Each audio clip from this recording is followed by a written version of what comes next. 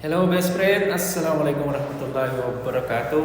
So ngayong araw nga na to best friend is ang araw na pamimigay ng ayuda para sa Purok 2 po. So natapos na nga tayo sa Purok 1 best friend. Susunod naman natin ang Purok 2 ng Barangay Capelian. So sa ngayon po yung hindi po mabibigyan, pagpasensyahan nyo po muna. Uunahin pa po natin yung mga kailangan talaga bigyan o tuunan ng pansin best friend.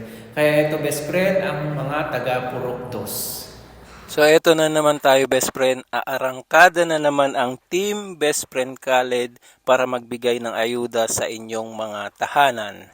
So andito na nga na naman tayo best friend para maghatid ng ayuda. Ngayon nga na natapos na ang Purok 1 ng Barangay Capelian, Purok 2 naman po ang susunod na bibigyan.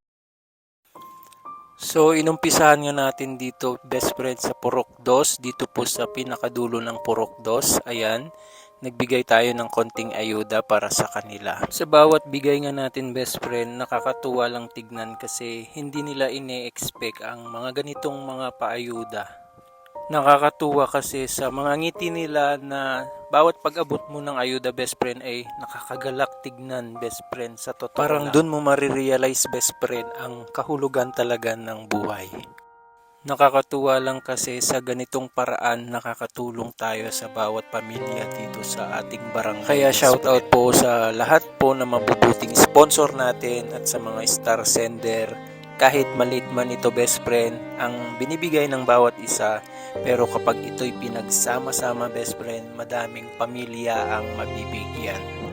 Kaya salamat sa inyo best friend, sinamahan nyo ako sa ganitong mga aktibidad para makatulong. At sa lahat din best friend na mga supporters ni best friend, the best po talaga kayo dahil sa inyo best friend, sa pag-share nyo ng mga video, umaabot ito sa mga taong dahilan kung bakit patuloy-tuloy ang ating pamimigay ng ayuda.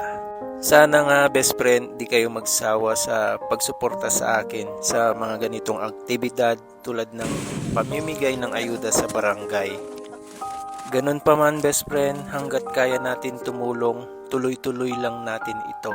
Sa ganitong panandaliang saya best friend ng bawat naabutan natin ng biyaya or ayuda ni best friend, sobrang saya na din namin. Kasi sa kahit ganitong aktibidad best friend ay kaya pala natin tumulong at nakakapagpasaya pa tayo ng mga kababayan nating hirap sa buhay. Maliit man na bagay best friend, ito po kasi ang dahilan o kahulugan ng pagtulong. Kaya sa nais na tumulong o mag-abot ng kanilang tulong, open po ang Team Khaled best friend. I-PM nyo lang po si best friend Khaled at makakaasa po kayo na makakarating po sa mga nangangailangan. So maraming salamat po mga best friend at hanggang sa muli po. Maraming salamat best friend at God bless you at mag-ingat po kayo lagi.